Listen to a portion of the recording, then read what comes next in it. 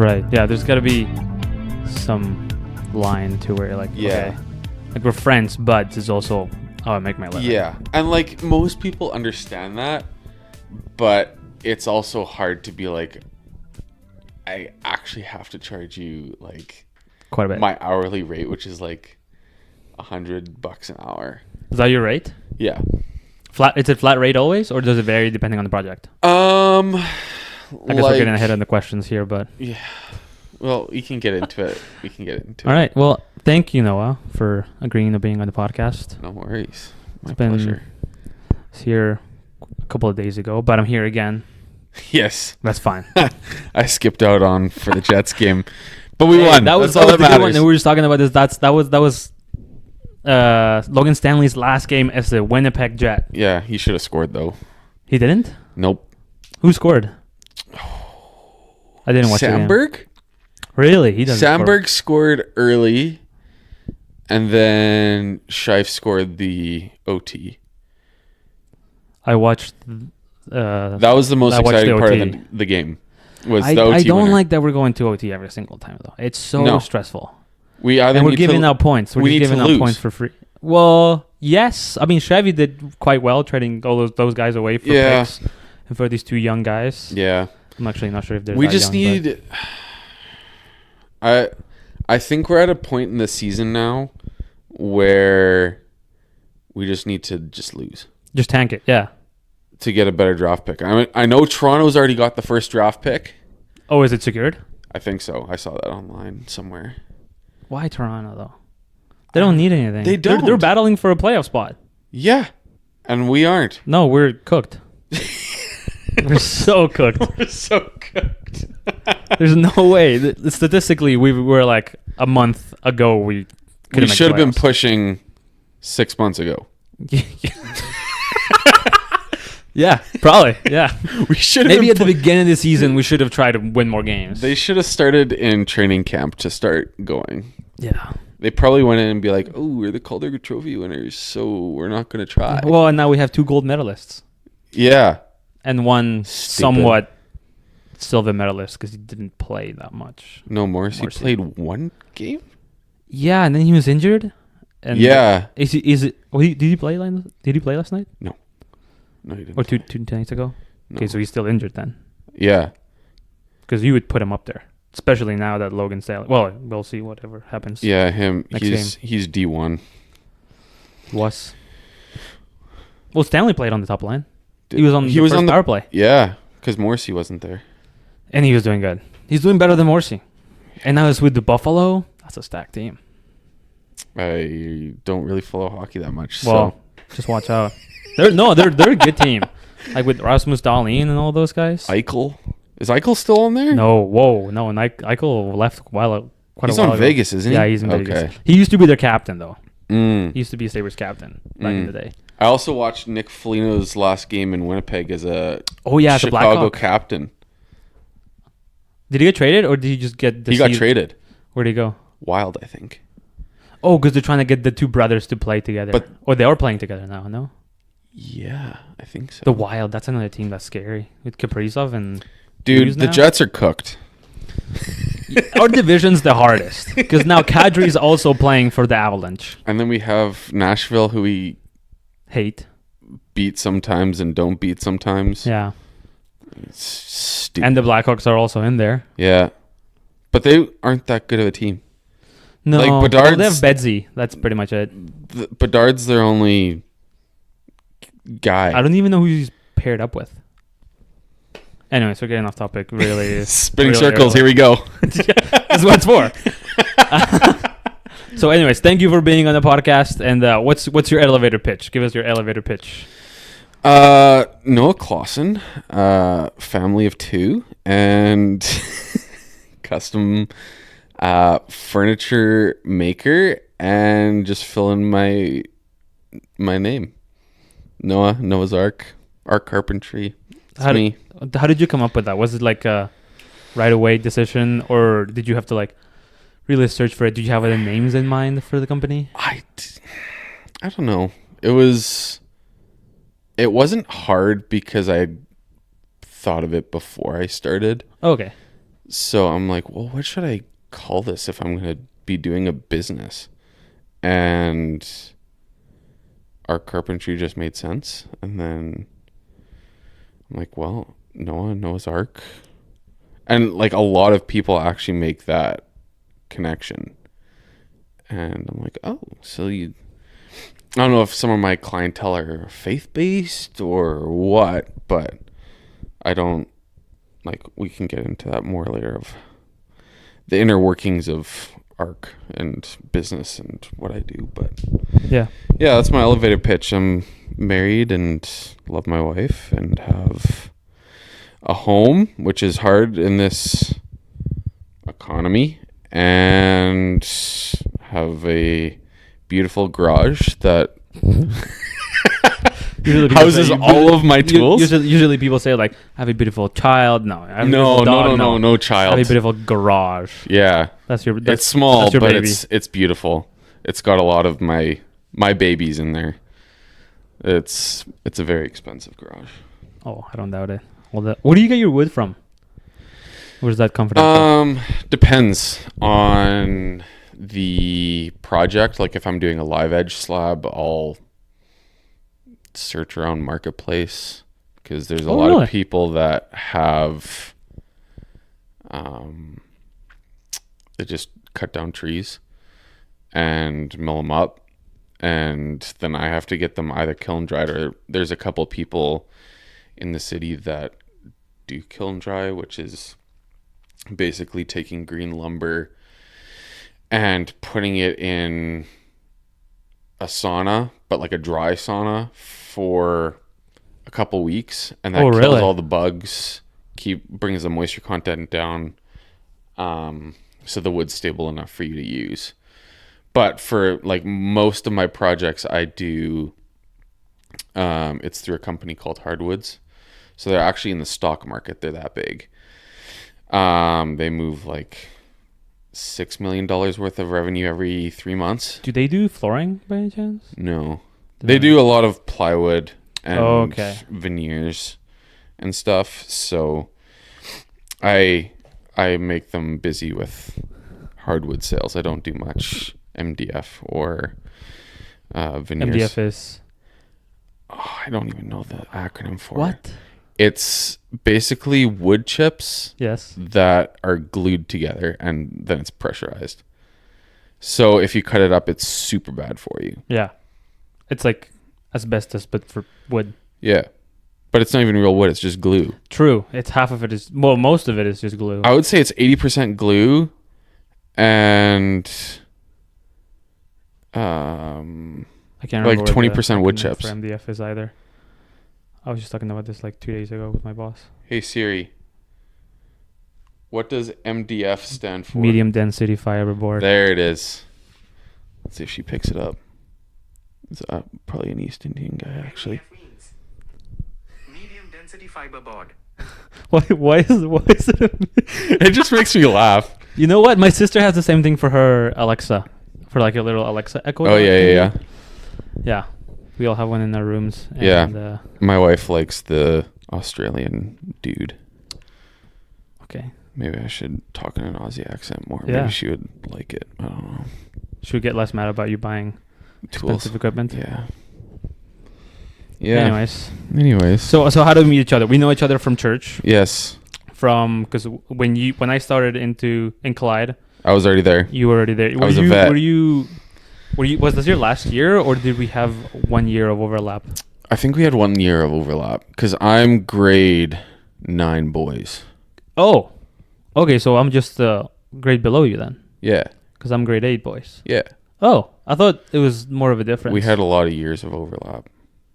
Like 2. Yes, true. True. I guess we many years. I guess you moved on, and then we're like, "Oh, where did you go?" And then we started talking. Because I didn't really talk to you. No. We talked leader meetings, but that was it. Yeah. Not like outside. And then we both went to Red River. Correct. Yes. So, and then I went for my schooling there. Yes. And I was like, "Hey, you go to Red River. I go to Red River. Let's make it happen." It's cool. Yeah, because there's not. Well, I guess I shouldn't say there's not a lot of us, because there is a bunch of people from Red River because it's one of the biggest ones. Now that MITT is closing, Yep. which is pretty sad. Yeah. I know a bunch of friends that went to MITT and they loved it, but yeah, it's just not. They can't just make a business anymore out of it No. with the restrictions from the government. I don't even know what all the political things were. I didn't know either. I just heard that it was closing, and then I found out that there's like restrictions. They put in new restrictions for international students, which kind of makes sense. But at the same time, it's like, well, that's where all the money comes from. If you can't learn to fly with the geese, don't shoot them down. Never heard of that one before. Me neither. I just made it up. That's really good, though. That's really good. You can learn how to fly with the geese. Don't shoot them down. I don't know. I mean, it makes sense to some degree. Sure. Yeah. All right, let's jump into some of these questions. So you say Sure. you're what's your title then? My It's business CEO, but Yeah, CEO. Big old CEO here. No, I am a luxury custom furniture maker / finish carpenter. Finish carpenter. Okay, that's Yeah. what I was. So yeah, that's what I started off as in my career when I was 20. Yeah, 2021, like kind of in COVID. But I was a massage therapist before that. Really? Did you know that? I had no idea. No. Yeah, I went thought it to was just trades right away. I went to school for massage therapy for 2 years, and then kind of decided that career wasn't for me. And then I started in finish carpentry. Why? Like Why? Out of the blue, you started. You're like, this massage therapy, it's not for me. Why did you? Like I was, not to toot my own horn, but I was the best like on hands person that was in my class. Mm-hmm. But my head knowledge wasn't quite there. Like I can learn, but I don't know. I'm more of a physical learner than a somebody talk at me kind of learner. Yeah, you visual learner. Yeah, it's called. Yeah, so Or hands-on learner, I should say. yeah, so I'm more hands-on. So like the strokes and everything were super easy for me. And being an athlete, my whole life, like I'd gone to get massages, and that's how I got into massage therapy, was because I wanted to help other athletes that were struggling with things, and help them kind of rehabilitate and feel better about themselves in like a physical aspect. So it was kind of more of a giving back thing for me, and I also enjoyed it. It was physical. Like I didn't want to be sitting at a desk. And so I got into massage and loved it. Like I still have a massage table downstairs and Okay. massage my wife every once in a while, because her body's kind of mucked up. But and then fell into finish carpentry through guidance from friends and family and my girlfriend at the time. Yeah. So yeah, that was, I love the whole design aspect, like making something look good. Like I didn't want to be a framer, because That's rough carpentry. that's rough carpentry. Like your margin of error is like a quarter of an inch, Yeah. which is like quarter to a half of an inch. You're like, oh, that stud's out. It's Yeah. not You're quite not level, building a piano whatever. at that point. Yeah, and then my margin of error in furniture, I hold myself to a 64th to a 32nd of an inch. Wow. That is precise. So for the listeners at home, if you look at your good old measuring tape and you look at the inches, there's 16 sixteenths in an inch. Yeah. So Obvious. so if you count the tickies, as women do, they'll be, oh, that's 4 and 3 tickies. If you count all 16, if you look right in between those smaller ticks, that's a 32nd. Yeah, because it's the factor. They're divisible. Yeah. So yeah, you're just multiplying the number. Yeah. So and then a 64th is half of a 32nd. That's insane. That's precise, man. Yeah. Like when I used to do concrete. Yeah. And we worked with rough carpenters all the time on site. Yeah. And yeah, our margin of error used to be like a half an inch. Yeah. Where our walls are supposed to be, but our foreman was also always like, we were trying to get it precise because I was one of the surveyors there. Yeah. And the surveyor was like, oh yeah, we should do like 1/16 of an inch to 1/8. Yeah. You know. But the foreman was just like, oh, just get it done. Way too precise. Way too precise. We're not building a piano here. He just wanted to get a concrete poured. So it's fair, but that's very, very precise. Yeah. Okay, I won't ask that question yet.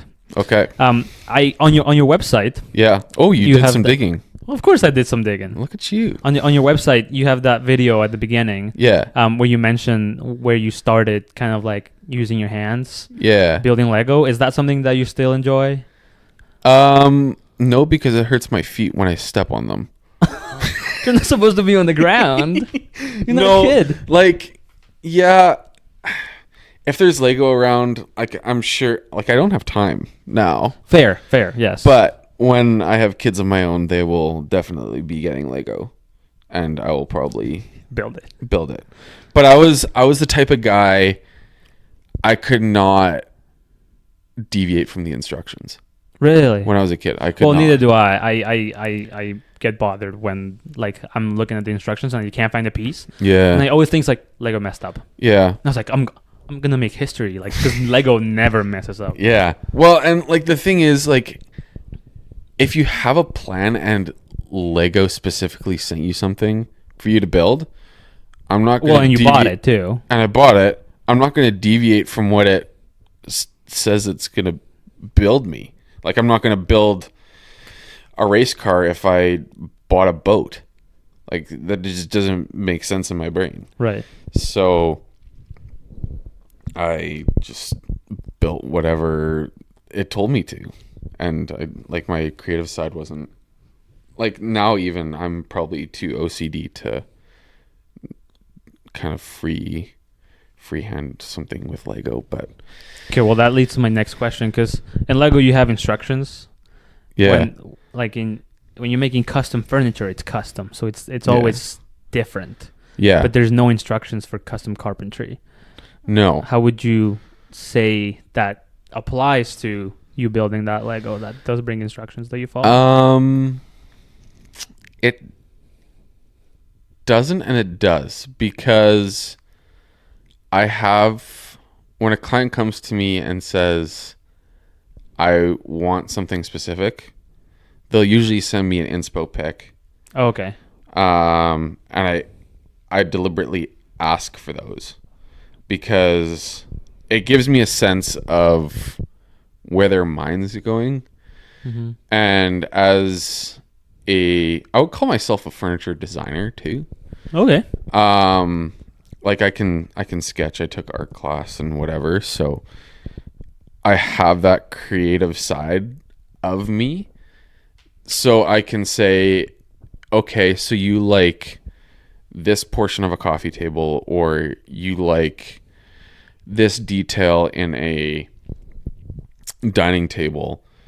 What other aspects do you like from different things? Like, let's say you want metal legs, but you have like a live edge top.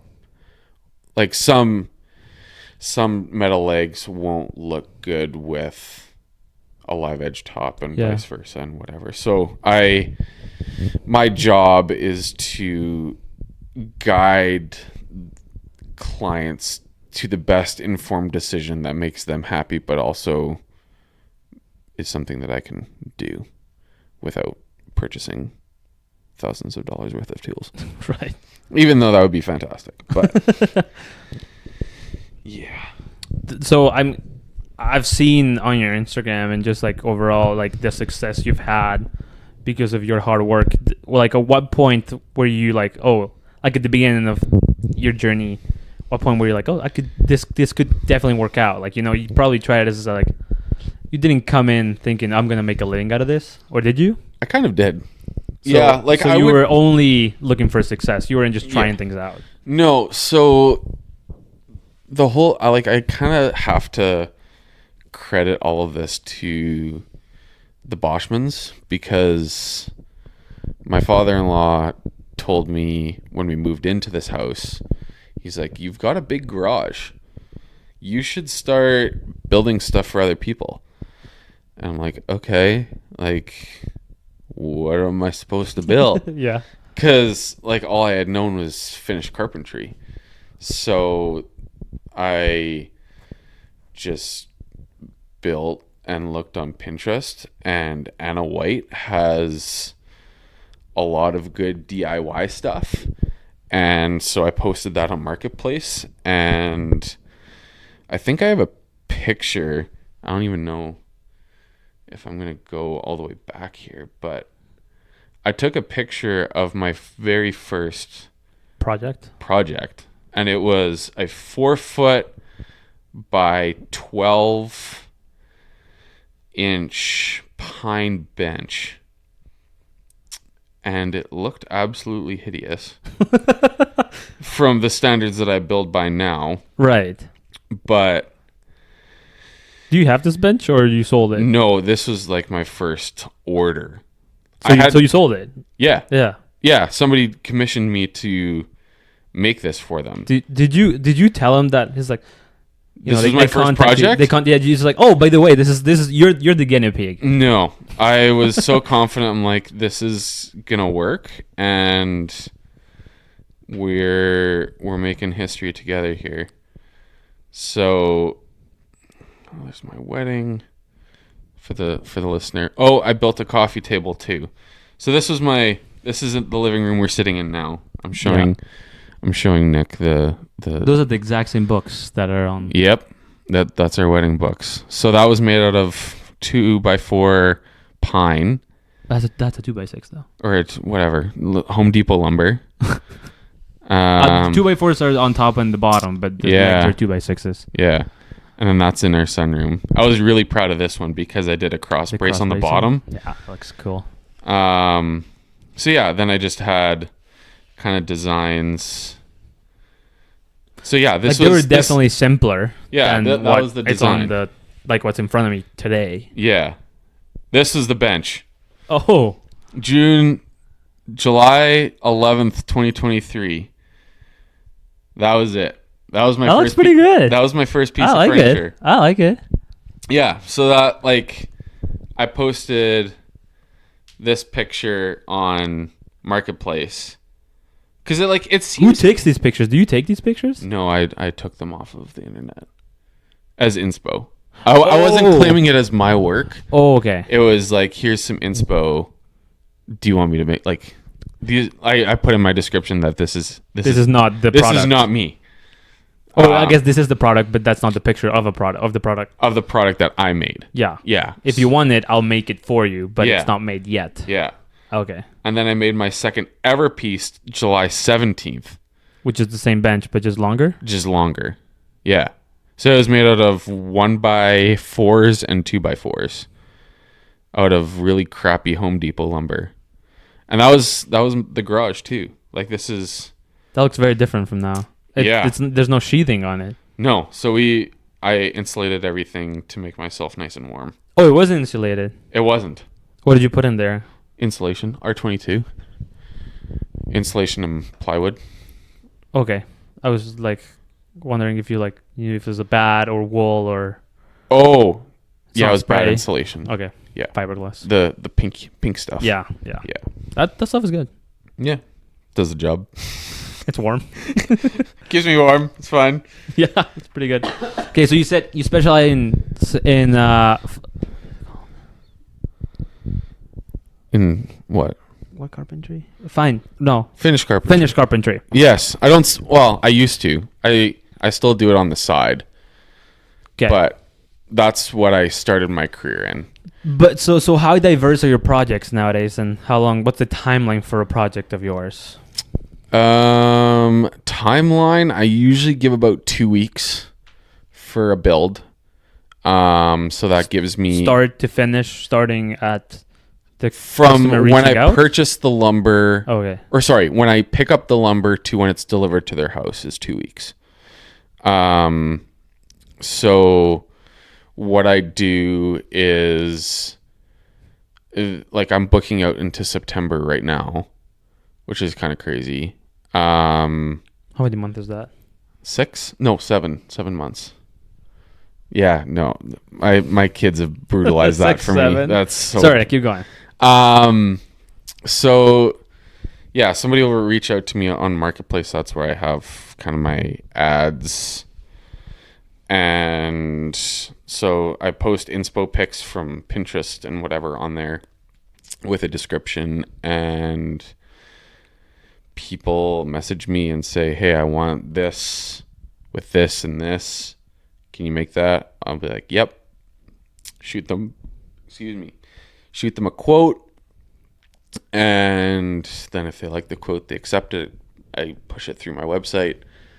And then they send me a deposit, which is 65%, which is kind of above normal because I've gotten burned too many times. Oh, really? Yeah, because I used to do, when I first started, I did 20% deposit because I knew nothing about business and whatever. So I did 20%, which didn't even cover my material.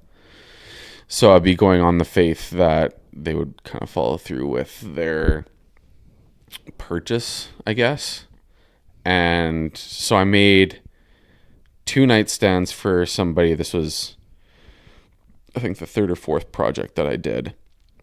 And then I made it for them, told them that it was ready, and they just never picked them up. So I eventually had to burn them. So I you actually burnt it? Like, use it for firewood? Yeah. Why? Because they were built to that specific customer, and nobody else. You couldn't sell them for like a cheaper price, maybe, to somebody that would just be like, I just want a nightstand table. I'm not really looking for anything specific. They also weren't very good. Oh. So but I held on to them for probably 6 months. Oh, okay. And then I'm like, I have no use for these. So I guess it's also tough you seeing them every day. Yeah. Trying to move on. Being like, I don't want to. And they were like, that's a mistake. Yeah. I don't know. They were like, it was bittersweet. Like, yeah, I lost out on some money, but with Home Depot lumber, it wasn't that much. Like nowadays, it would be very different. Like nowadays, I'm building tables worth, like in March, I'm building a coffee table that's worth $4,000, and then I'm building a dining table in April that's worth about $6,000. So, and that's just a table. Like, you're not just doing the table. Like, you're doing a bench or chairs. No, it's just a table. You're not into chairs. Well, I am. I can. It's sky's the limit here. Yeah, honestly. But for chairs, for my time and labor, it would probably work out to be between $800 to $900 a chair. Okay, yeah, that ramps up the price. Yeah. So if you're doing 10 chairs, oh yeah, that's $1,800 in chairs, right? No, because you said how much for a chair? $900. So let's just say $1,000. $1,000 a chair, 10 chairs. You're looking at 10 G's for chairs. Yeah. Yeah. Which is more than a table. Yeah. It's more. It's 2 chairs more than a table. Yeah. No. Yeah, you said $8,000 for the table. $6,000. Double, basically, almost. Basically. Our math is not great. No. We're exaggerating things here. Yeah, I just use a tape measure. I don't do math. There's a lot of math involved in your trade. Kind of, yeah. I make it fairly dummy proof because my math isn't great. I usually let either ChatGPT or my phone do it for me. See, I did ChatGPT once for like, I forgot what it was doing, but it was in the garage or like some shelves that are just, a Home Depot lumber. Terrible. Yeah. Never again. I'm trusting ChatGPT on doing math. Yeah. Like board feet, because most of my stuff, like my lumber supplier needs board foot. Okay. So like for a dining table, it's usually around 120 board feet.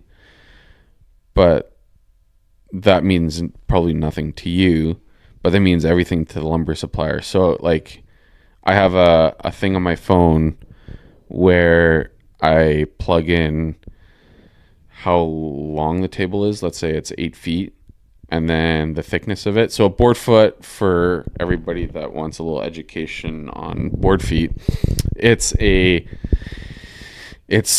square that's 12 by 12, so a foot by foot. So squared Foot by an inch thick. So it's also cubed.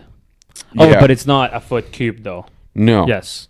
So if I have 100 board feet, oh, I let the internet do that for me. no, for the 8-footer, it depends how wide it is, correct? Yeah. So you say what's the average? 36-ish inches, like 3 feet. So 3 feet. That on 3 feet. Yeah. So 3 times 8, that gives us 20. No, not 20. No. Because 3 times 8, 16. 18. 3 times 8 is 8. No. Oh no. Two times 24. Yes. It's 24. Yeah.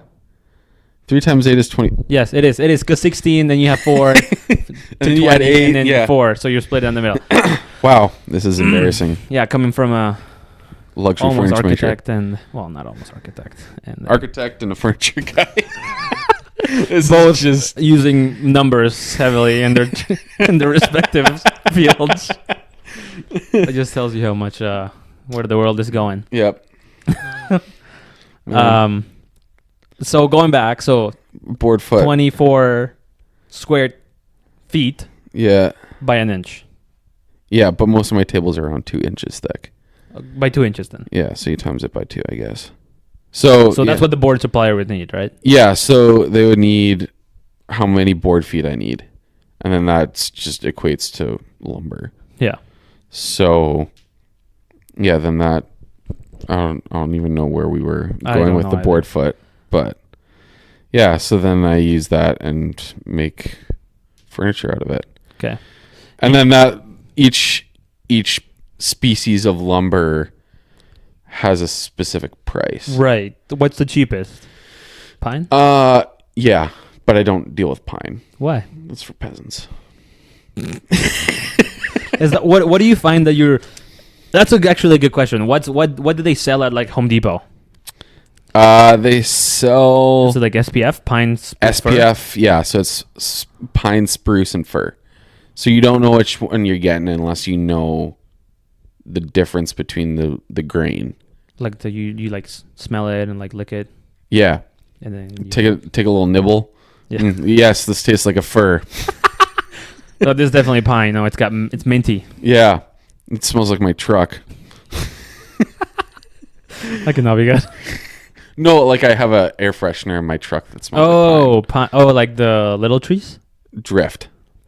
I don't know. It's like natural essential oils. Oh, so it doesn't. It's not like those toxic little trees, right? They're called little trees. Yeah, they are. Yeah, I don't want that cancer in my body. Yeah. Even though I breathe the black ice, that's the most famous one. Yeah. I don't use an air freshener in my car. Yeah, this drift, like there's a little sliver of wood in my truck. Yeah, I've seen them like on Instagram. Yeah. Yeah. So I have a subscription for them, and I get to choose my scent every month. That's crazy. I sound like a white girl, but I got the pine scent, and teak is on the way.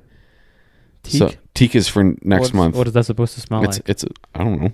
I've never heard of teak. Teak sounds like tech, like the bug. Teak is TEAK. So it's a really expensive wood. Oh, they're all woods. Yeah. Oh, I thought you could get like cotton candy. I think you can, but it's put onto like a little wood block, and then they essential oil the crap out of that thing, and it lasts for a month. Oh, it's with essential. I thought you sent you a block of wood that just was like heavily scented or whatever. Yeah, it is. No, but like I mean, like scented in its own. Like you'd have a cotton candy block. No, yeah, kind of. No, I'll be like just they only sell like wood aromas. Oh, they only sell like Yeah, you would get pine, for example. Yeah. Which is the one we have, and you get antique. Yeah. Like I thought they would have like oak and like only stick to Oh yeah, wood. that'd be sweet. I'd subscribe to that one. Yeah. But, yes. But then they wouldn't have. That would be a very small demographic that they would sell to. Yeah. I mean, most people like wood scents. Yeah, I'm not saying they don't, but like people like cotton candy, for example. Yeah. People like, I don't know, Megan dragon fruit, Some vegan oat foam coffee. Your Starbucks order? No, my Starbucks order is You have a Starbucks order? I do. Okay. It's a venti lemonade. Okay, hold on. Pause. This is stupid. The venti I know. crap. I don't get it. They're American. Yeah. It's an American brand. Yeah. Why? Like it just They're makes just things trying so much harder. They're trying too hard. This is one of the reasons The I don't like Starbucks. little but- Lady Liberty is trying too hard. It's a siren. It's a siren. It's not Lady Liberty.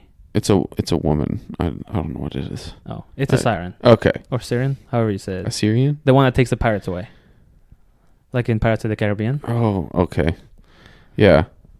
I'll trust your word on that one. I'm being serious. I'm being serious. Are you serious? Have you seen that? Yeah. I'm being serious. Chris, why are you laughing? So yeah, wood scents. Yes. So you were talking numbers Yes, board feet. quite a bit ago. Yeah. No, other numbers. Pricing. Pricing. Yes. Where is this? Do people underestimate or overestimate the price of Under 100%. your work? Under.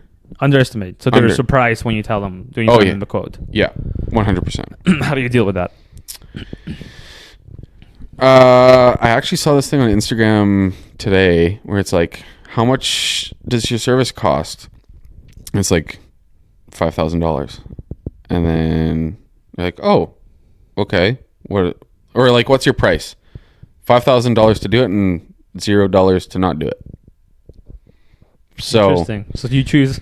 if you choose to go with me, great. If not, I'm not going to sell you on my product. I'll just be here when you want it repaired or replaced. Oh. Yeah. Is that what you? Is that? I don't straight up what specifically you tell say them? that to clients, but in a roundabout way, yeah. Because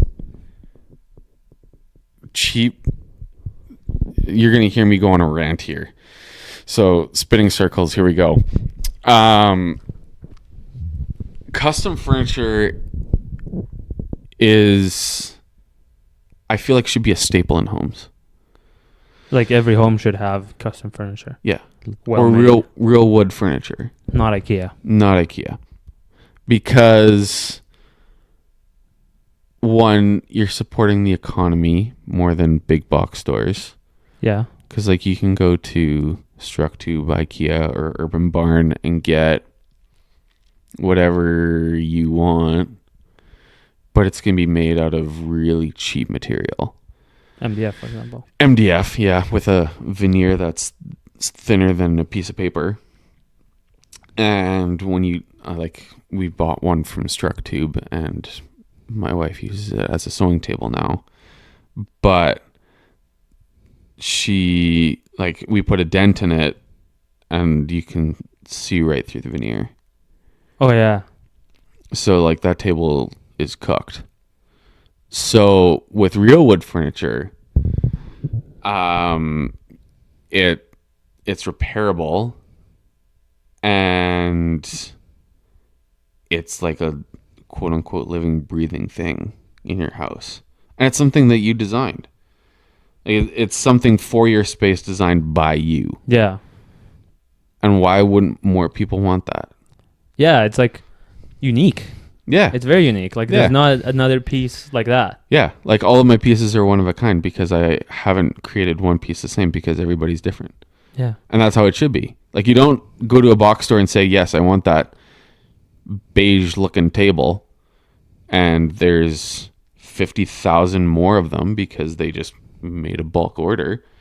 This is actually something that you put time and effort into, and somebody also put time and effort into making it. So why would you not want that in your home? That's something that you're proud of. And yes, it costs more, but would you rather buy 50 IKEA tables that's going to equal the price of one dining table, or are you going to buy once and have it repaired every 5-10 years and not have to buy a new one and still be happy with that because it's going to last for that long? Right. And it's not going to end up in a landfill. Yeah, I was going to say the sustainability aspect of it too. Yeah. Where, these tables, they're crafted well, they're made with real wood. Yeah. So they're going to last as long as the table should last. Yeah, it's sustainably sourced. Exactly. Instead of, getting it shipped from wherever it's made. Yeah. Most likely China. India. So you're somewhere. getting all this pollution to get it from there to here. Yeah.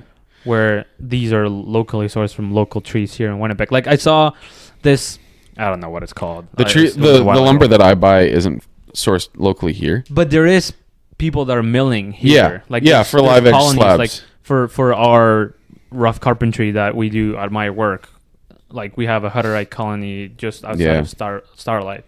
That's what it's called. And they do their own lumber. So they cut their own trees. They grow their own trees right on the fields. Yeah. And so it's supporting the local economy. Like we have, like this coffee table here is ash.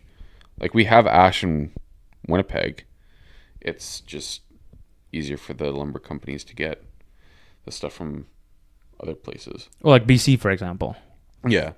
But it's closer than China. Right. Yeah. And there's some plastic stuff involved in those cheaper tables too. Like the melamines and whatever there's more plastic components of that. So they will just clog up landfills. Right.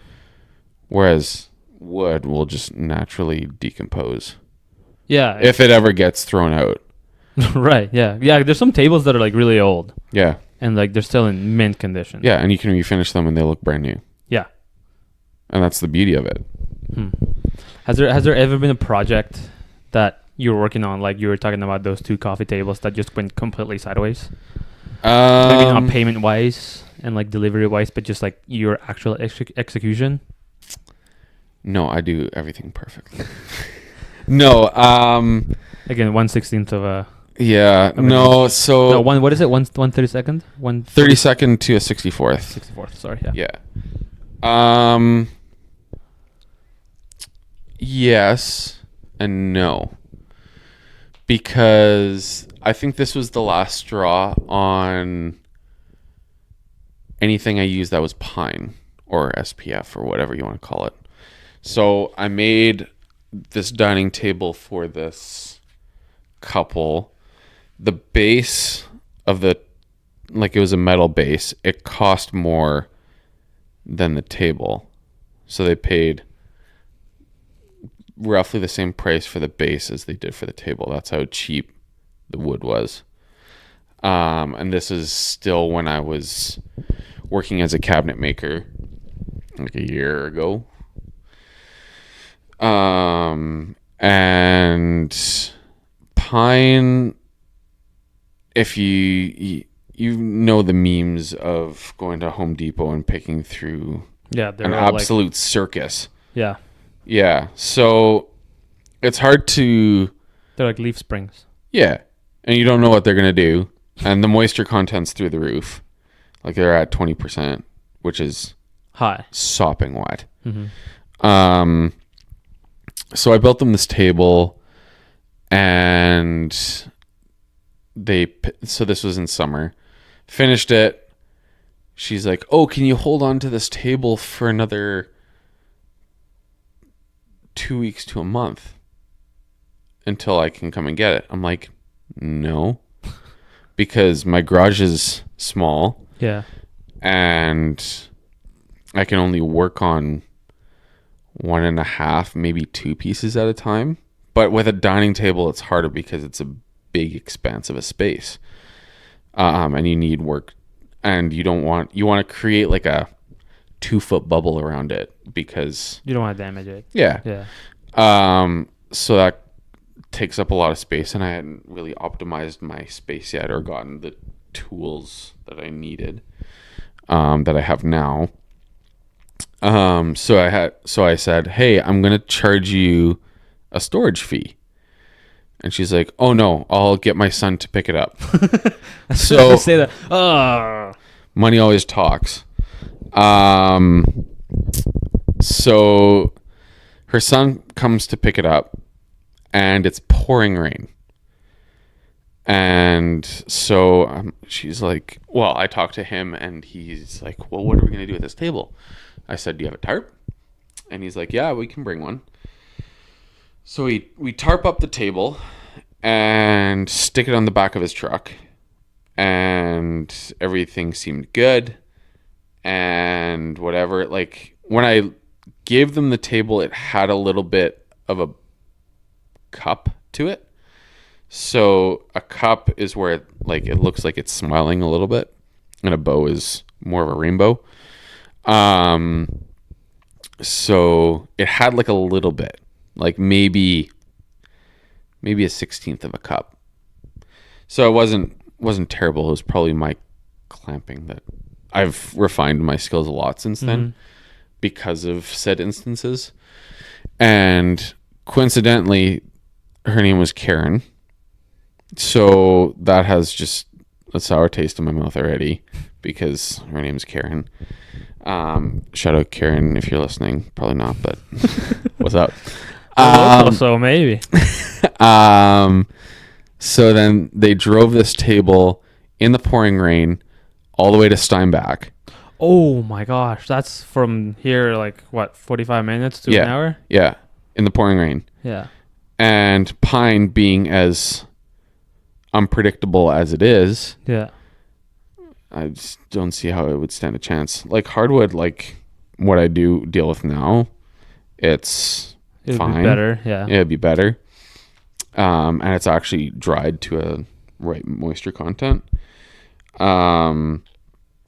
But yeah, so they drove it to Steinbach and had it sit in their garage because it was going out to their cabin for like a week or two, and that was like 30 plus degree.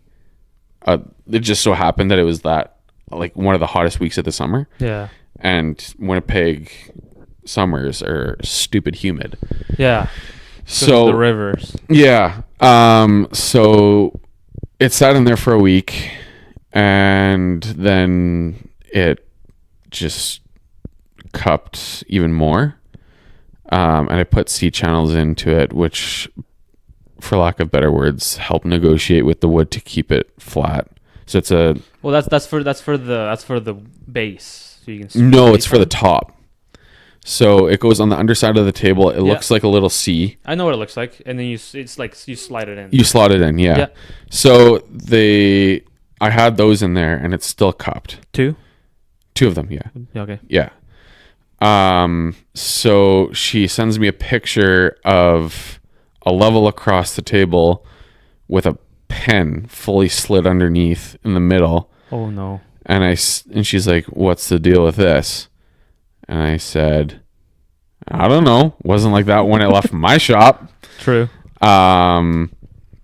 And so I'm like, yeah, like I monitor the climate in my garage to make sure that it's within industry standard of humidity, and temp. Like my garage right now is fairly cold, but the moisture content in there, or the humidity, is around 35%, which in the winter, because it's most important to keep the humidity consistent level. Yeah, like industry standard for a house is between 30 to 50%. So my garage doesn't waver outside of that. Temp, maybe, like I have fans and heaters in there and whatever to keep it level. So she and I went back and forth on what we wanted to do, and what kind of the solutions were. And I'm like, well, I can rebuild the top for you, but it's Home Depot lumber, so it's going to cost me. Oh, okay, yes, it was Home Depot. $50. But at that time, that was a lot of money for me to shell out, or maybe $100. for me to shell out to rebuild this top. And then I'm like, well, I can shave down the sides to make it level, and that's just going to thin out the edges and make the middle look thicker, so it just look weird. And this is going in their cabin, so that wasn't going to be climate controlled because it's like a 3-season cabin out in Falcon or whatever. And then she was like, nope, I want my money back. I want my I want a refund. And part of my, like, I get everybody to sign a contract that outlines the details and basically saying that when it goes south, like, what happens. And just basically explaining that there will be wood movement because it's real wood. It's not some cheap stuff that you buy at IKEA that's going to break in 5 seconds. So that's going to move kind of regardless. But yeah, and then I outline everything else and say that I do my best to make sure that the quality, I wouldn't want something that is going in my home to be more quality than what's going in your home. Right. Like if I'm not comfortable putting it in my house, I'm not going to put it in your house. Kind of like a chef. It's like I wouldn't, if I wouldn't eat it, I wouldn't serve it. Yeah, exactly. Yeah. So, and kind of along those same lines, like if you come and pick up the table and inspect it and take it home without telling me that there's something wrong with it, then it's your responsibility. Yeah. Like obviously if the table breaks or something, then that's on me. Well, depending on how it's broken. Yeah, like if you run over it, car crash or whatever on the way to Steinbach, like that's your fault. Well, it might not be their fault, but yeah, it's out of my control. You're out of the picture. Yeah. So long story short, I kind of just ended up refunding her the cost of material. So yeah, that's like the biggest project that's gone south. Yeah. Nothing so far though, eh? No. Or since. No. Good. Yeah. I had a client today, actually. I went over to her house, and so she ordered a mahogany table from me. Nice. So I upsold her on that, which is a business tip, is always upsell. But she left her placemats on the table for like 3 months. Oh. And something about, and this is stuff like that I all have to learn and have to have knowledge in order to relate to my clients.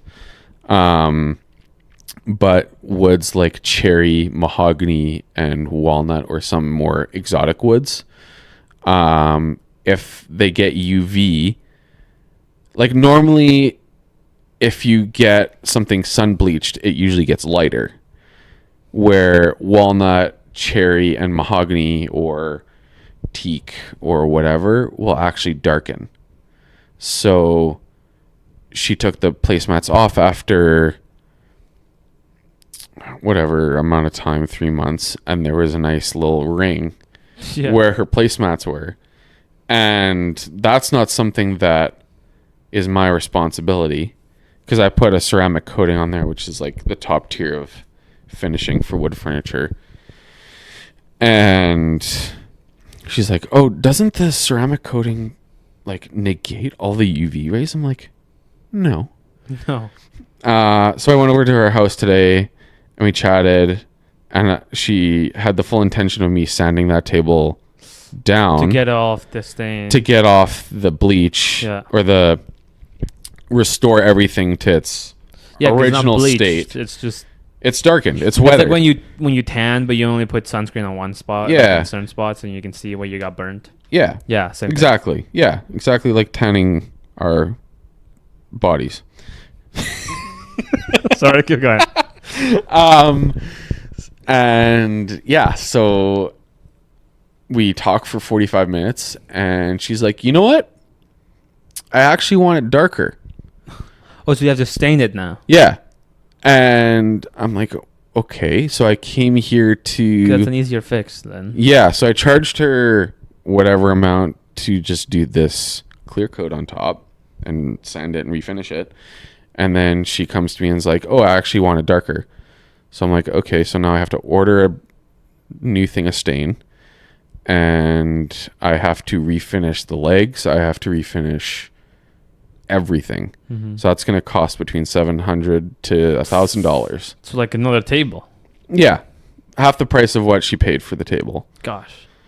And she didn't tell me this through text. She just decided to waste my time and have me drive out to her house for her to tell me this.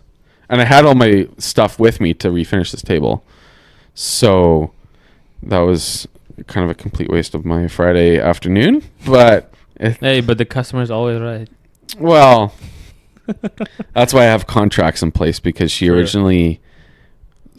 So with that table, it was... she wanted it originally darker, and then I said, hey, we're going to do mahogany because I can do it for about the same price, maybe a little touch more, but you're getting a far superior wood. Yeah, mahogany's quite nice. So I sold her on that, and then I said, we're not staining this, right? And she's like, no, we're keeping it natural. So I put that in the contract, and then I brought the table to her, and she's like, well, why is this not dark? And I said, natural. There's the contract that says you want it this way. So the customer isn't right, because every contract that I send, they sign it. And I tell them to specifically read over the contract, make sure everything's good. It outlines all the details. It outlines the size, stain, specs, everything. And if there's a discrepancy, I just say, am I wrong or are you wrong? And in that situation, she was wrong. So then I charge her accordingly. I charge her accordingly for it. Huh. Yeah. Okay, now going to the nicer side. What's been the project that you really enjoyed making? Quickly. What's like being your favorite project? We talked about, what the downs, but what are the ups? I've made exotic wood's always fun to work with. So, or like really figured wood. So right now I'm doing a giveaway. Oh yes, I've seen this on Instagram. Yeah. So I got some Manitoba maple burl, which is some of the coolest figuring in wood that you can get is burl. And then I'm making a circle epoxy table out of it. So that one will be pretty fun. That's kind of down the pipeline when I've set the goal of the giveaway for me to reach 2,026 followers. And I'm at like 890 now. Let's find out. What are you at? Is that your guess? 8. Oh, jeez, what's going on with my phone? 888. 888? Or 887. One of those. Let's find that. A.R.K. Carpentry. 888. There we go. Nice. That's a nice number. I would just stop letting people following me. Yeah. Kidding. So yeah, that's because I guess could it be? And yeah, like you have full creativity on that one. There's no customer. Yeah. Right. Yeah. You are the customer. I mean, you in this case, the customer will always be right because it's you. Yeah, but I made a rendering of the table, and you've probably is that the one you posted on Instagram? Not with the spindles, but yeah, like it'll look pretty sweet. Like there's an epoxy company that donated the epoxy, so I didn't have to pay for the epoxy, which is pretty sweet. Mm-hmm. But that's what it'll look like. Oh, it is quite big. Yeah. Gee, it's huge. It's like a dining table. Yeah. So I'm giving away a $8,000 dining table with the legs. So the legs are gonna be made out of white oak. Okay. So yeah, it's not just the top. No, it'll be the whole shebang. Yeah. So It'll be sweet. It'll be sweet when it's done. Mm-hmm. I just need somebody to win it first. You just need to hit 2,026 26 followers, and then before you can give it to somebody. Yeah, and I need people to enter. Yeah. So follow. enter now. Follow and enter. Well, how do you enter? You use follow or? You enter, tag 3 people, put which city you're from, and then post it to your story. And yeah, I think that's it. Like and follow. It should say on the Instagram. Yeah, it should say it's the first pinned post on my Instagram. We'll have the Instagram bio, or not the bio, the ad and the description of the pod. Of the pod. No, well, not on the pod of this episode. Okay, so, perfect. Yeah, if you want to enter the listener, go down there. Make sure you follow A.R.K Carpentry and do the steps on the description. It's I'm guessing the post is pinned. Yeah, it's the first pinned one. Okay, perfect. Yeah. Okay, we talked about now social media. Has social media been a huge impact on your business, and if so, how much? Not as much as I would have liked.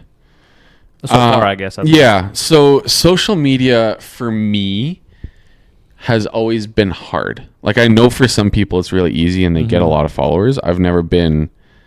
I was TikTok famous. Like, kind of. Like, I probably had 200,000 views on one video. Wow.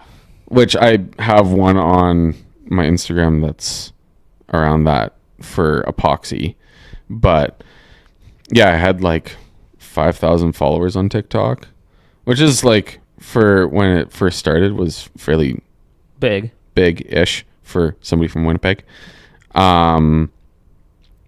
So I don't know why. I think I got a bunch of my followers from that video, and it was more of a thirst trap of saying, "Oh, my life sucks." But it wasn't even like because that's not a thirst trap. It's like a. If it's true, then it isn't. Yeah, I guess. Well, like it was. Doesn't suck. No, it was like, I'm never gonna find a girlfriend, and my. That's what you said in the video. I think so. Yeah. Like it was just a compilation of all my relationship fails, because young Noah was quite the lady chaser. Okay. But that's a story for another time. But yeah, so social media, I primarily do it for the sense of getting brand deals. Like, that's why I want. That's my main goal. And collaborations. Yeah. So, like, if I want to use tools like Festool, like I buy all of my tools. But if a company sees that I'm big enough and I engage enough people, they're more likely to give me tools to try out and promote their brand. Right. Yeah. Or yeah, if they're launching a new product, they'll and they to, want me to try it out. People. Yeah. So that's what I'm doing social media for.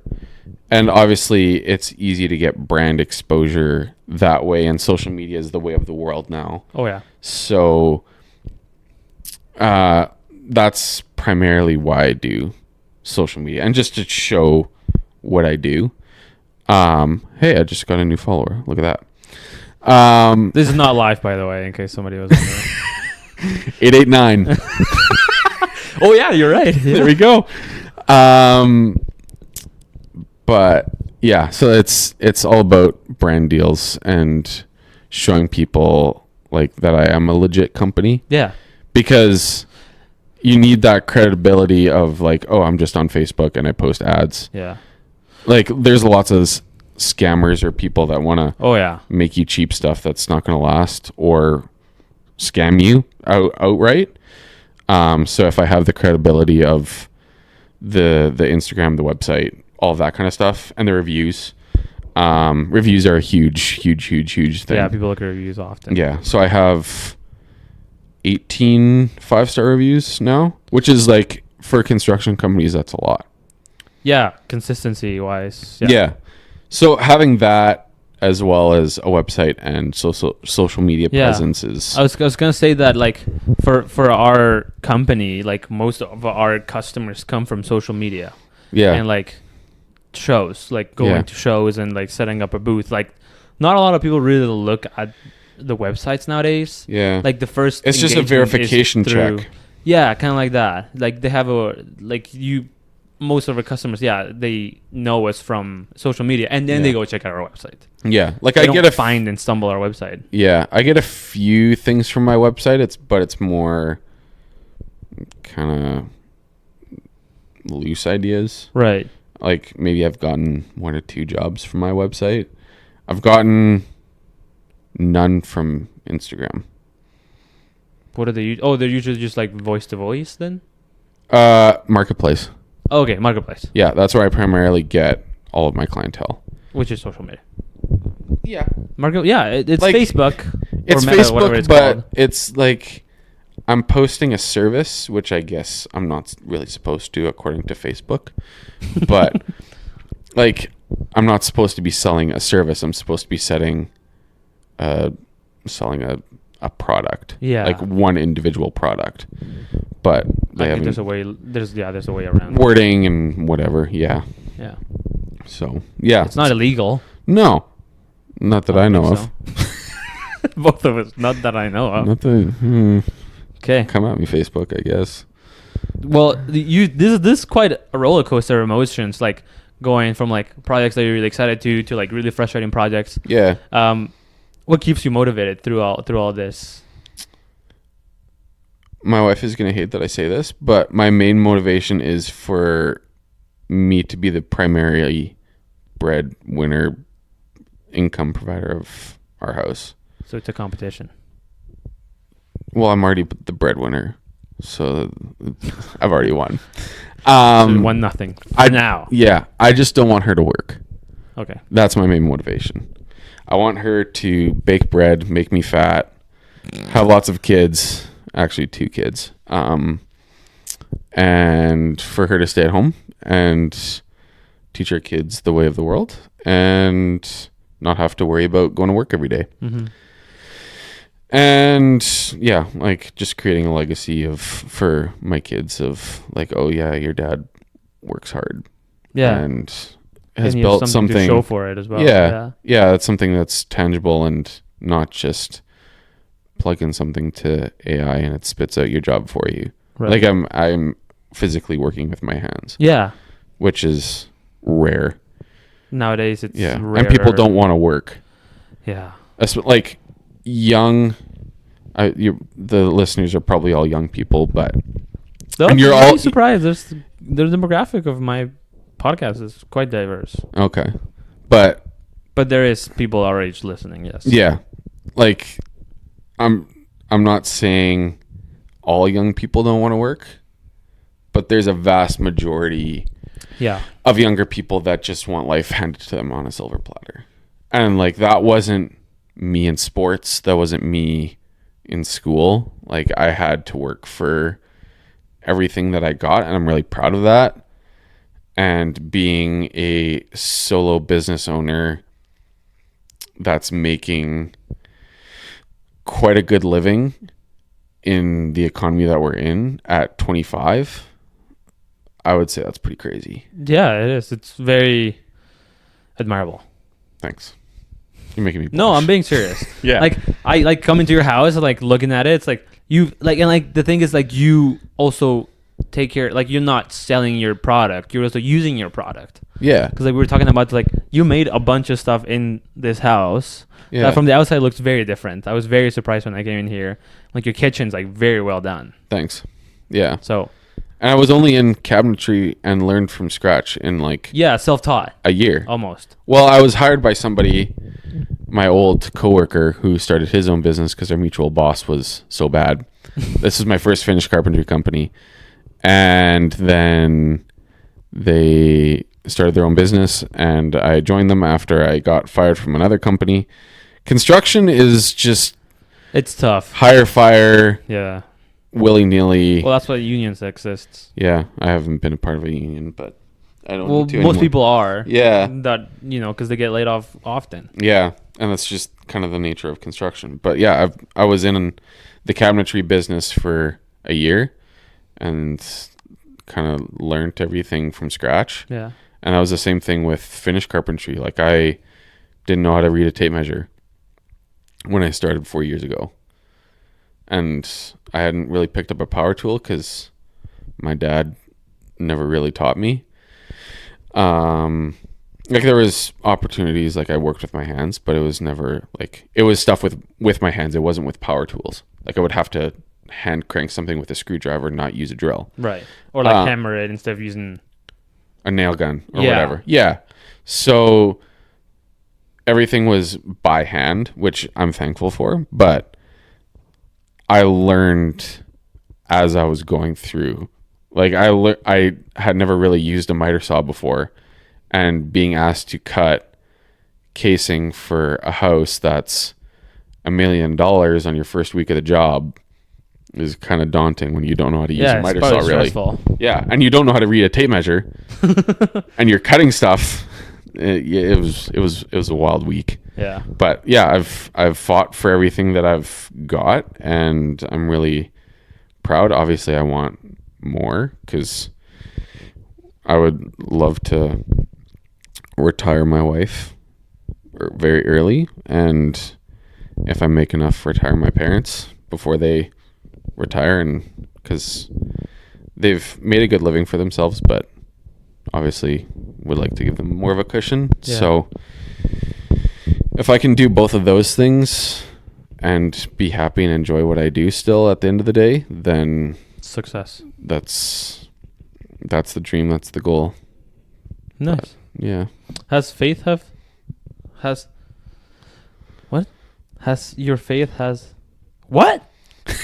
faith had that's a weird word. I wrote that really dyslexia, weirdly. It's all good. Yeah. Has your faith had an impact on all of this journey and moving forward, and has it shaped anything? Yes. The short answer is yes. Like, my name, Noah. Yes, biblical. A.R.K, Carpentry. It's all also biblical. It's biblical. So I try and tie that into my work. Mm-hmm. And if people ask about the name, I tell them why or the meaning behind it. Just because I built the A.R.K. And so that's why it's called A.R.K Carpentry. And just like in terms of dealing with clients, like a lot of, I don't know what your experience is, but construction people are quite picky, sly. I don't know what that word means. Conniving, scheming. Oh, okay. Yes. They just want to make a quick buck. Yeah. But I've had clientele that have given me wrong amounts of money, like overpaid me. Oh, really? Yeah. Just like cash deals or whatever, or like they pay me in cash rather than e-transferring or whatever, and they give me more money. And most construction people would be like, oh, I got extra money, maybe it's a tip. Yeah, be quiet about it. And just like if they bring it up, then I'll tell them. But I'm not going to tell them that they paid me more money. Right.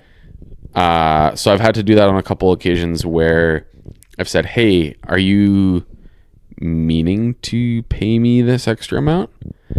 And I feel like that's just being honest and a good person. But I think if I wasn't a Christian, I don't think I would. Maybe?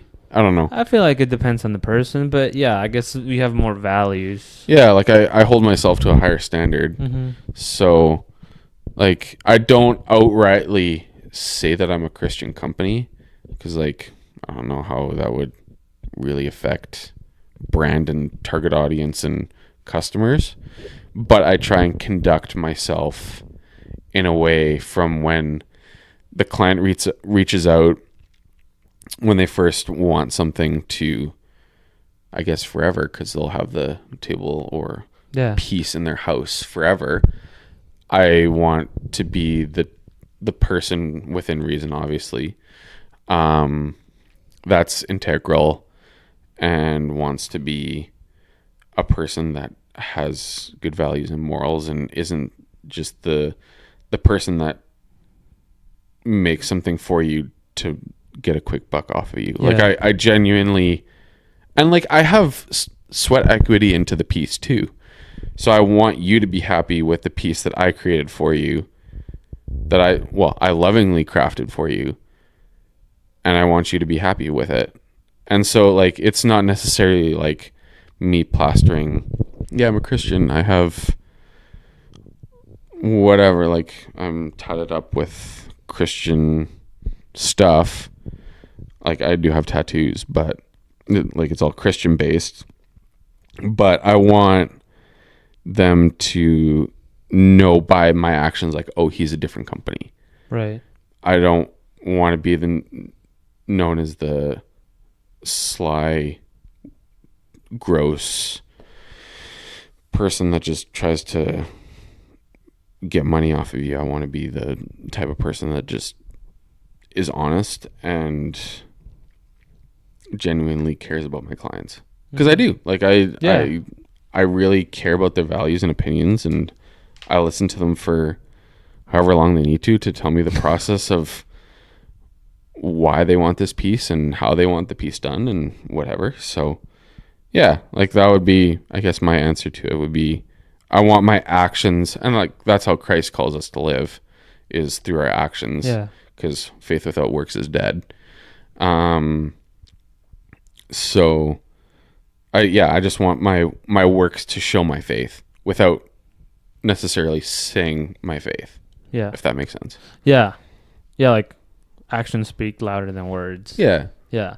So like, yeah, we were talking about this in life group a couple of weeks ago or last week, and they were like, yeah, like you don't, when you meet somebody, you're like, oh, hi, I'm Nick, I'm Christian. You know? Like meet them, and then they like realize they're like, oh, this guy's like very different. Like why? Yeah. Yeah. Why is he so nice? Like why is he radiate so much happiness and so much joy or whatever? Yeah. If you're doing it the right way, obviously. Yeah. Because sometimes we all fall short. Yeah. But, and that's just part of being human. Yeah, exactly. We're not perfect. No. Okay. Oh, where's that? Okay. Have you ever had situations that you carried over from your faith, like youth, like some of your like youth moments into work? Ooh. Like a conversation maybe you had to have with like one of your boys or somebody? I would say my boys have taught me to be very patient. I agree.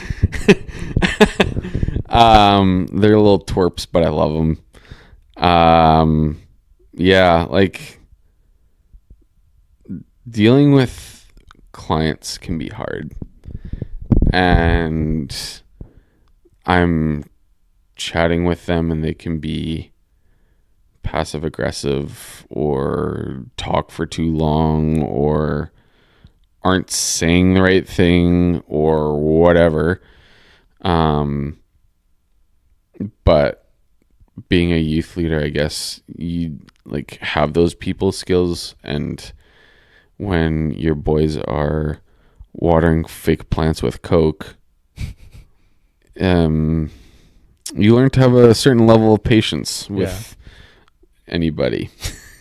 Yeah, true. So, yeah, like I would say they've taught me to be more patient, and not to judge a book by its cover. 'Cause like I've had students that if I was their age, I wouldn't want to hang out with them, because they're not my typical demographic. Like I was the jock in high school.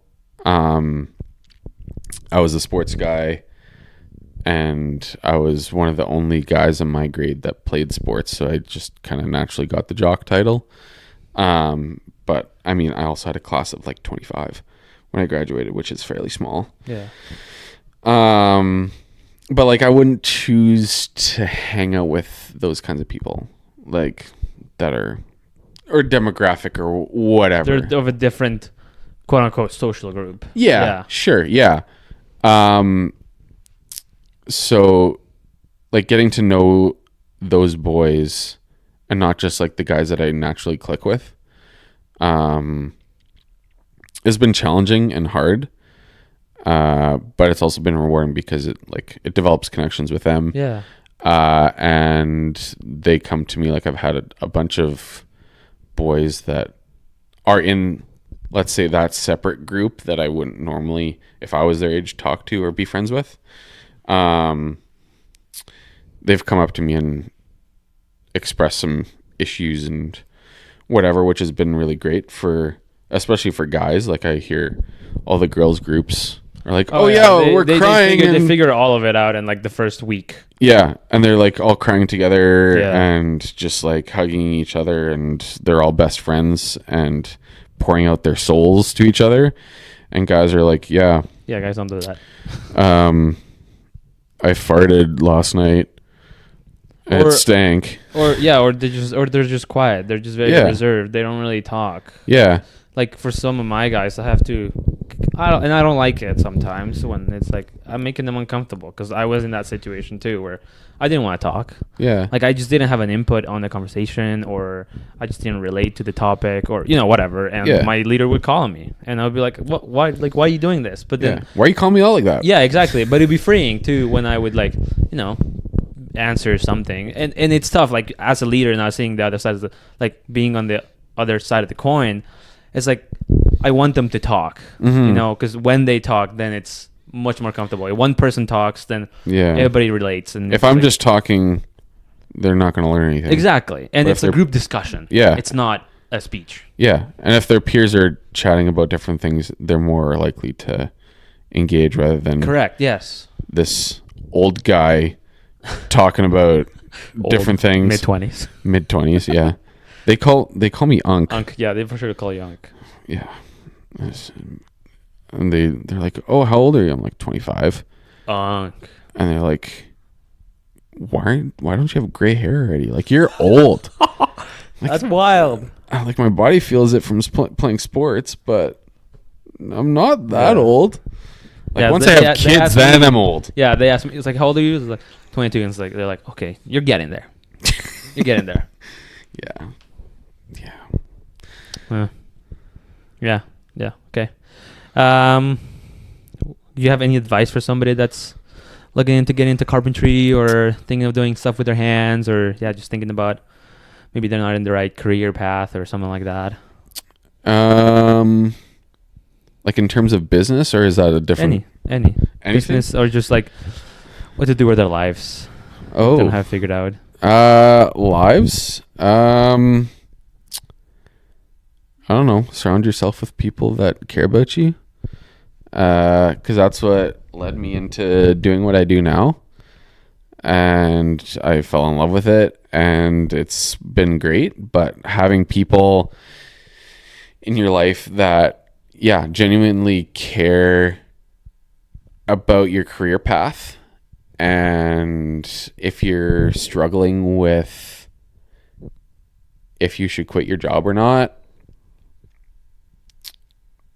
ask yourself what your dream is. Obviously, if it's like to go to the moon, well, that I might have to wait. Well, unless you're Katy Perry, then she can. Well, I don't think the moon's the next step. No, people already been there. Yeah, but yeah, like, I took a leap of faith in starting my company and going full time.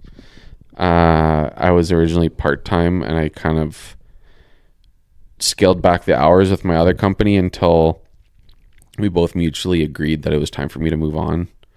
And I still have a great relationship with him, but yeah, just like, don't be afraid to take that next step. Mm-hmm. I don't have anything figured out, or everything figured out, I guess, for sure. I'm still learning. I'm still growing. I'm not much of a reader, but podcasts are really good. I love podcasts. Yeah. Thus, I have one. I listened to a woodworking business podcast. Oh, cool. What is it called? Handmade Secrets. Handmade Secrets? Yeah, I think that's what it's called. He's a part-time pastor and part-time... No way, seriously? Yeah, he's from Texas. I was going to say from the States. Handmade Secrets. I have to look at my Handmade Business Secrets. Okay.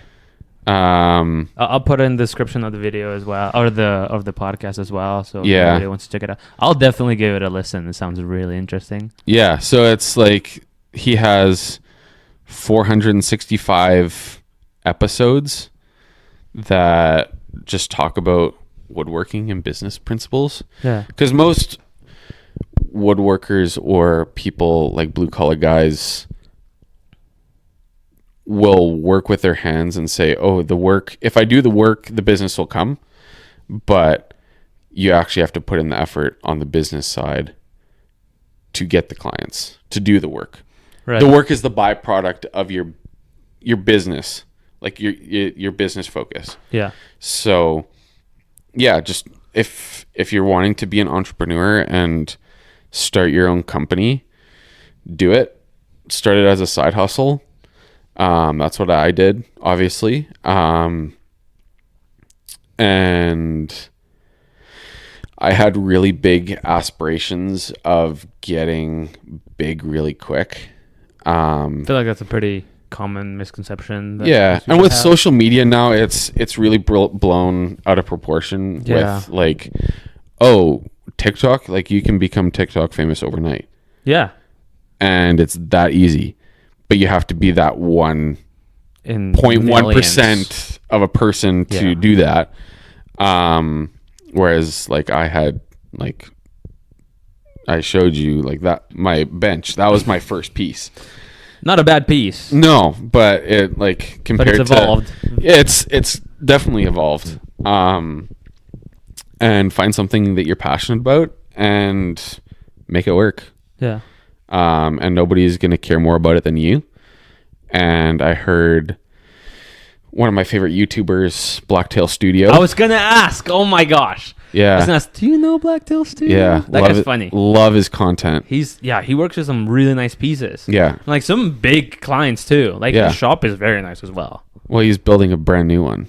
Oh, I haven't followed him in a while. I used to watch him like a year ago. Yeah. And I stopped watching him. He's kind of, I don't know, he might be a little, some people don't like him because he's a bit controversial. He just speaks his mind. Yeah. He doesn't have a filter. I like it. I like it too. Like I sometimes I don't agree with him, but I like that he's like, he just doesn't care. Yeah. You know? He makes me laugh. He does. He's funny. He's educational. He makes me laugh.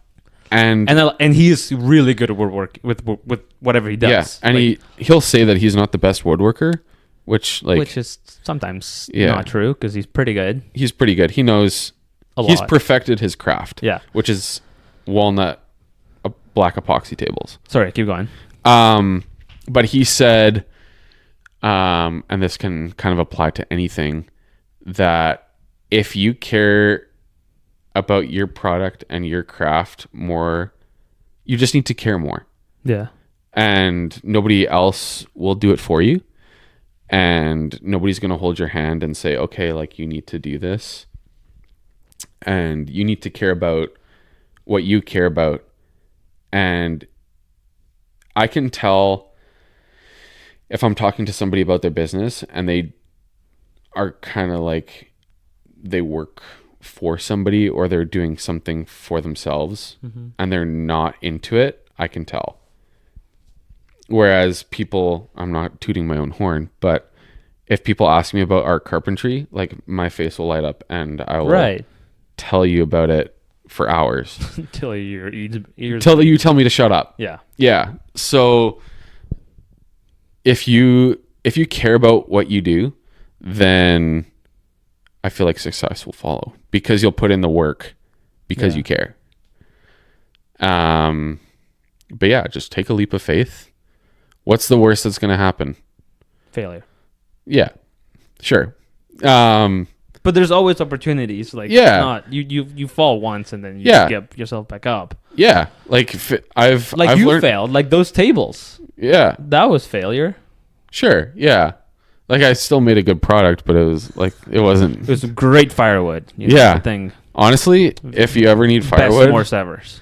Speaking of firewood, if you ever need firewood, come at me because I have the best firewood because it's all hardwood and it doesn't spark.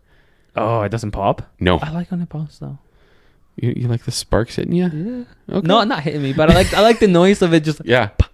When it's like hardwood. That's when it's wet. No, isn't that when it's wet? No, it's just pine. Oh. But all hardwood burns silently. Okay, I like the one that just lasts long. I don't want to keep putting in. And hardwood lasts long minutes. Too. Okay. Yeah. That's a side note. But yeah, just care about what you do, put in the effort, and success will follow. And if you fail, I've learned more from my failures than I have from my success. Oh, for sure. Yeah. And I feel like that's just life. That just applies to everything. Yeah. Like my relationships before I met my wife, sports, my business now. Like I've learned a lot more from my failures and my successes. Yeah. And that's just made me a better person. So don't be afraid to fail. Take that next step. Find people that believe in you. And yeah, just work hard and care. Okay. Where can people find you at? We'll put your Instagram down in the description of the podcast. Yep. What else do you want to? If people have, can I shout out my phone number? Yeah, sure. Okay. Yeah. We'll also put it in the description. All of this we'll put in the description. But yeah, go ahead. Yeah. So my phone number, if people actually want to like talk to me about business and hear more, or just talk to you, or just talk to me, I guess. Yeah. I need more friends. As my life isn't busy enough. Yeah, it's 204-688-3036. Obviously Canadian phone number. Yeah, Winnipeg. We do have people from the States. Oh, somehow. And there was one. I talked about this from like I think it was like Poland. I think a Polish listener. Okay. So, I mean, like texting and calling, I don't have international calling. Is that outside of Canada? Yeah. Okay. Yeah, I don't have that. So you could if you're within you Canada, have to put +1 and then what do you say? I have to pay an extra rate to text outside of Canada or call outside of Canada. So only serious inquiries from outside of Canada. Yeah. And if you want to have serious, like if you want to chat with me other than that, it's on A.R.K_Carpentry is my Instagram. Yeah, we'll put it in the description. Yeah. And then my website, if you want to check out some of the stuff that I do, is artcarpentry.ca. And everything else is kind of on those 3 platforms, I guess. Yeah, and then your email is on the website as well. Yeah. And I need to get some stuff sorted out, but I'll be starting a YouTube channel soon. Oh, okay. So I'm going to be a YouTuber. That's kind of wild. And you can see me, which will be also weird. I'm not just a voice. I don't like the sound of my voice, but yeah, I'll do. Well, there's on the website. There's a video. Yeah, like I don't mind that. I just don't like the sound of my voice. So this podcast is going to be a rough listen. Yeah, like when I'm editing this, it's hard. Yeah, it takes a bit for me to actually do it. Bit of cojones. Yeah. For sure. Yeah, and then so I'll be starting YouTube. When's your timeline for launching this channel then? Because YouTube will probably, I don't know when this will come out, so maybe we could also toss it in here depending. Yeah. It'll just be under A.R.K Carpentry probably. It'll be on your website or your social, so people can also. Yeah, I'll probably have it linked. It'll be redirecting. It'll be linked somewhere. Okay. And it'll be just like, I would love to model my stuff after Blacktail, just like. It's some great inspiration. Unfiltered voiceover with some mediocre woodworking, and mediocre camera skills too. But yeah, so that's where everybody can find me. And yeah, once again, my giveaway is going on till I reach 2,026 followers, and we're at 889 right now. Yeah, we haven't gotten another notification yet. No, we'll get there, but then I'll be giving away a dining table made out of epoxy. Deal. So that's $8,000 worth of a dining table plus for free, basically. For free, yeah. And if you're just a couple clicks and then you're in. Yeah, if you're within Manitoba, it's free. I'll personally deliver it to you. But if you're in BC or Alberta or Ontario, then Or Sask. You'll have to pay for shipping because that. Yeah, it's. I'm small. I don't have the budget to pay a lot of money to. Yeah. Whatever, ship it to you, but yeah. All right. Well, thanks for having me. Thanks for having me in your lovely home that I really like. Yeah. Really. I'll make your home for you one day. I will. I was thinking about it. It's like whenever I'm successful, like Noah, I'll call him. Hey, I'm not the pinnacle of success, but No, but yeah. No, yeah, for sure. Anyways, thank you, and good night. who should they share this podcast with? I was like finished that. Ooh, did you do your milk and cereal thing too? I did not. Ooh. Oh my gosh. Yeah. What's quickly because we're gonna have to wrap this up. I love That's me insane. I forgot.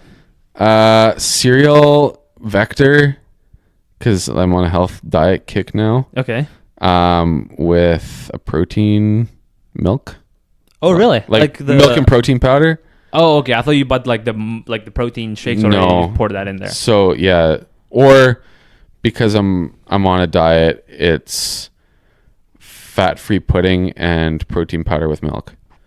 Never had it. It's really good. Really good. I'll have to try it. Yeah, it's bomb. So yeah, like or Cinnamon Toast Crunch. Yes, that's my go-to. That was a camp favorite. That's when my I go-to. was going to Bible camp in summers. If they had the Cinnamon Toast Crunch, I would do whatever they wanted. Bowls. Yeah, like if it wasn't at your table, they would make you do stuff to get the cereal, and I would do whatever to get that stuff. Yeah. Because I couldn't have it at home. Yeah, neither could I. Like So, my parents are pretty strict on it too. Like Yeah. growing up, they're like Sugar. super healthy and whatever, and there still are like Yeah. green smoothie every single morning Eh. religiously. Yeah. And I'm 22 and I still have to drink it. Well, I have egg bites and an English muffin, so that's Yeah. my breakfast. It's no better than nothing. Yeah. Some people don't eat anything. I don't know how to do that. Intermittent fasting. Yeah. What was your other question? Who should they share the podcast Yes. with? Who should they? I always finish it. I forget. I can't believe I forgot the cereal one. But yeah, like it's like a funny, like just like go to your. I don't know if you listened to the ones before, but it's like go to your friend's cat and then tell him to listen to the podcast. Oh, But it's like related to everybody. yeah. Like, for example, for you, Go to your favorite tree and tell them to listen to that podcast. yeah, that's Or pretty the good. podcast. Or listen to this. Actually, it's at Tell the them, end. put some headphones on the tree and just let it sit there with the podcast Yeah. on. That's one more lesson for me. So that's in the book. There we go. All right, perfect. Thank you. Yeah. See ya. Bye.